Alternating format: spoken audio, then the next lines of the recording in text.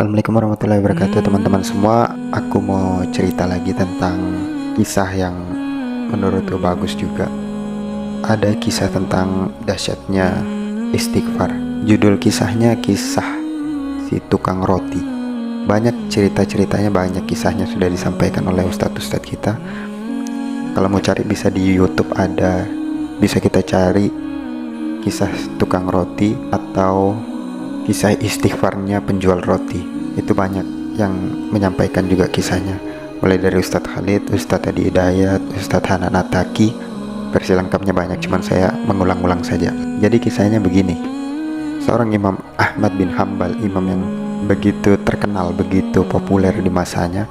Cuman waktu itu karena tidak ada HP, tidak ada media untuk menyampaikan wajah seorang Imam Ahmad bin Hambal, jadi orang tuh hanya kenal dengan namanya saja tapi tidak tahu wajahnya seperti apa ya.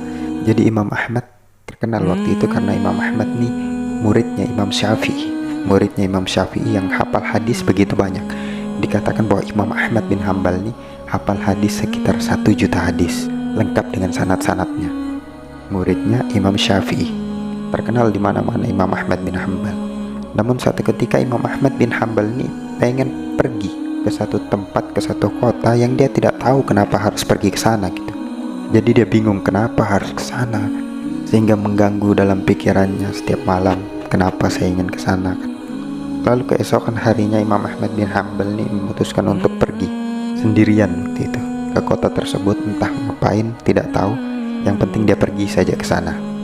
Sampailah di kota tersebut. Beliau ikut sholat, dan di kota tersebut tidak ada yang kenal dengan Imam Ahmad bin Hambal. Wajah Imam Ahmad bin Hambal tidak ada yang kenal di sana.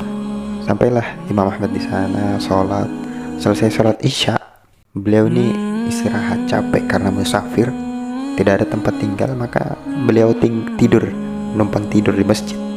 Ketika beliau numpang tidur di masjid, marbotnya datang menyampaikan, "Wahai tuan, tidak boleh tidur di sini, tidak boleh. Silakan pergi, silakan keluar," gitu ya. Imam Ahmad menjelaskan, "Saya musafir, saya tidak ada tempat tinggal. Saya numpang tidur di sini, besok saya pulang." Kata marbotnya, "Tidak boleh, silakan keluar." Maka Imam Ahmad pun keluar daripada masjid. Ada di teras masjid. Imam Ahmad tidur lagi di teras masjid. Kemudian dilihat lagi sama marbotnya, "Wahai tuan, di teras pun tidak boleh, harus keluar." Bayangin, seorang Imam Ahmad bin Hambal, imam besar, muridnya Imam Syafi'i, yang kita anut sekarang ada 4 mazhab, diusir. Tapi dengan tawaduknya dia tidak katakan, "Saya ini imam besar, saya ini hafal 1 juta hadis." Tidak. Imam Ahmad dengan tawaduknya pergi, meninggalkan masjid. Ketika berjalan, dilihatlah oleh seorang pedagang roti di seberang masjid atau di sebelah masjid. Dipanggillah, "Wahai tuan, kemarilah. Saya lihat kamu diusir tadi di sini. Kenapa? Ada apa?" "Saya ini musafir, saya tidak punya tempat tinggal, saya ingin beristirahat." "Kalau begitu istirahat saja di tempat saya. Kebetulan saya ada tempat untuk istirahat."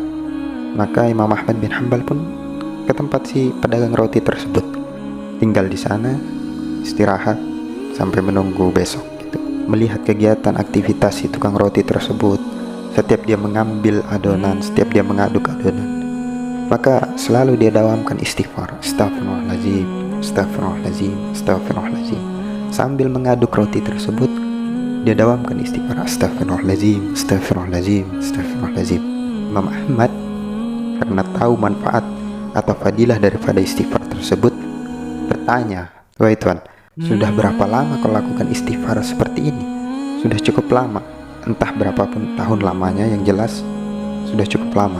Dia mendawamkan istighfar terus setiap dia melakukan adonan roti, setiap dia berjualan. Maka ketika itu Imam Ahmad bertanya lagi, "Wahai tuan, jika kau mendawamkan istighfar seperti ini, apa yang sudah kau dapat?" Bilangnya si tukang roti, "Demi Allah, tidak pernah saya mendawamkan istighfar, kemudian hajat saya itu tidak pernah tidak dikabulkan, pasti dikabulkan, kecuali 1 hajat saya yang belum terkabulkan sampai sekarang." Imam Ahmad bertanya, "Apa itu hajat?" Maka si tukang roti tersebut bilang, "Saya itu kepengen banget, ingin sekali berjumpa dengan Imam Ahmad bin Hambal. Saya tidak pernah tahu wajahnya, tapi saya tuh pengen ketemu, berjabat tangan, berpelukan." Maka di situ Imam Ahmad bin Hambal pun langsung kaget, Allahu Akbar. Ternyata Istighfarmu lah yang membawa saya ke kota ini. Istighfarmu lah yang membuat saya tidak bisa tidur. Istighfarmu lah yang membuat saya diusir sama marbot masjid. Dan istighfarmu lah yang membuat saya istirahat di tempatmu sekarang dan bertemu denganmu. Saya lah Imam Ahmad bin Hambal. Maka si tukang roti pun kaget, langsung berpelukan. Masya Allah, Masya Allah. Dari sini kita bisa ambil pelajaran bahwa perbanyak istighfar, maka Allah Subhanahu wa Ta'ala akan memprioritaskan diri kita. Maka Allah Subhanahu wa Ta'ala akan mengabulkan hajat-hajat kita. Dikatakan dalam sebuah hadis riwayat Bukhari, dan siapa yang selalu mendawamkan istighfar, maka Allah Subhanahu wa Ta'ala akan memberikannya jalan keluar dari setiap masalahnya, dan Allah Subhanahu wa Ta'ala akan memberikan rezeki dari yang tidak ia sangka-sangka. Semoga bermanfaat. Assalamualaikum warahmatullahi wabarakatuh.